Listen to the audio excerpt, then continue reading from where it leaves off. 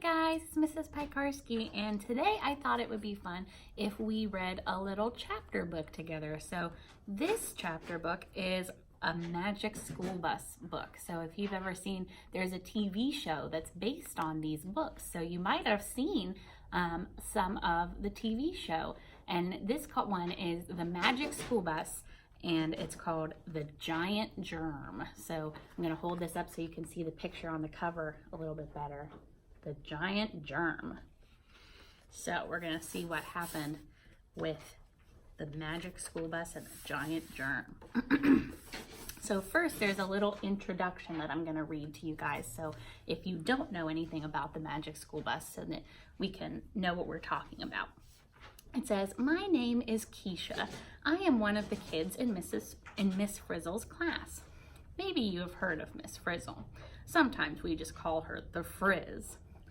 She is a terrific teacher, but a little strange. One of her favorite subjects is science, and she knows everything about it. She takes us on lots of field trips in the Magic School Bus. Believe me, it's not called magic for nothing. We never know what's going to happen when we get on that bus. Miss Frizzle likes to surprise us, but we can usually tell when she's planning a special lesson. We just look at what she's wearing. Not long ago, Miss Frizzle showed up wearing this outfit. I didn't have a clue what kind of creatures were on her dress, but I had a funny feeling that we were going to find out. Was I ever right? Let me tell you what happened." And here there's a picture of her outfit.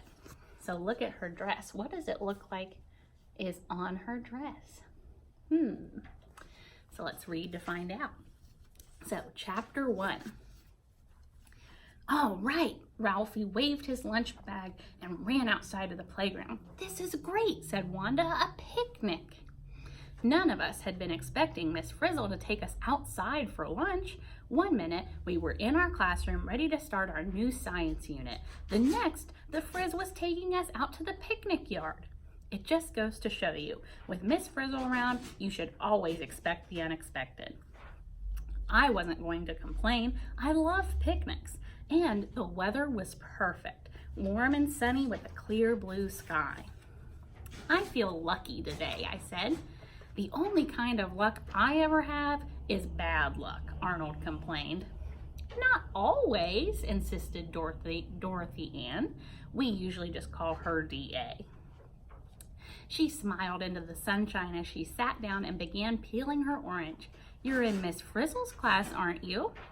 Arnold threw up his hands. "I rest my case." "I've got tuna fish. What about you, Keisha?" Tim asked. I didn't even have to look in my lunch bag. I already knew exactly what was inside. "Peanut butter and honey on my mom's homemade bread," I said. "My favorite." I love peanut butter. That sounds good. It says my mouth started watering just thinking about it. But when I took the sandwich from its wrapper, I saw some fuzzy blue-green spots on the bread. "Ooh," she says, "Ew, what is that?" I said. Suddenly, I didn't feel so lucky anymore. Just looking at those spots made my stomach churn. That's like that feeling in your stomach when it doesn't feel good. But Miss Frizzle's face lit up like a Christmas tree. And look, there's a picture.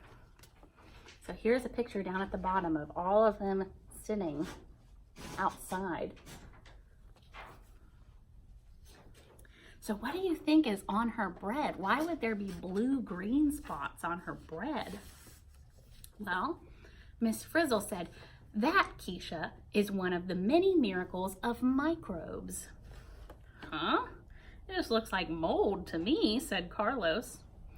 There's more to mold than meets the eye, Carlos. Lots more," Miss Frizzle said. "Each one of those spots of mold is actually made up of millions of tiny microbes." "Microbes? What are they?" Tim asked. DA flipped open her library book on microbes. She'd brought it outside with her to lunch. "I think I can answer that," she said. "According to this, microbes are teeny tiny living creatures. They're too small to be seen without a microscope. millions of microbes have to band together in order to be visible to the naked eye. That means they have to work together and kind of get in one big group for us to even be able to see them without a microscope. Well, the Frizz said, quite right. There's power in numbers, Dorothy Ann, and microbes certainly have the numbers on their side. There are more microbes than any other living creature on Earth, and they are everywhere. Huh, that's really cool. And it says, at this very moment, microbes are floating in the air around us, Miss Frizzle went on. They are on our skin and our teeth, inside our bodies, in the soil, that's like the dirt, in the food we eat, and on everything we touch. Every time you put your foot on the ground, you're stepping on billions of microbes. Arnold looked around nervously. I am? I think I'm going to be sick. Some microbes can make us sick, Miss Frizzle admitted, like viruses that cause chicken pox and bacteria that cause strep throat. That's like when your throat really hurts and you have a really bad cough. Sometimes it's called strep throat. Or when bacteria breaks through tooth enamel and causes tooth decay, D.A. added. Ralphie ran his tongue across his teeth. So that's how I got my cavity, he said.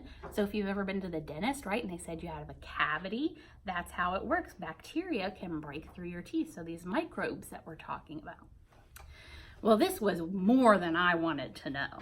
I just wanted to eat my lunch, but it was moldy with microbes.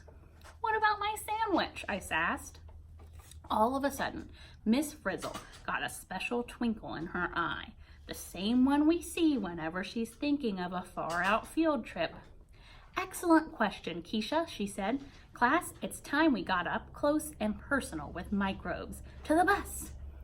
Miss Frizzle jumped to her feet and headed for the magic school bus. The next thing we knew, we were all inside the bus with her. I must have dropped my sandwich in the rush. When I looked out the window, I saw it lying on the ground next to the picnic table.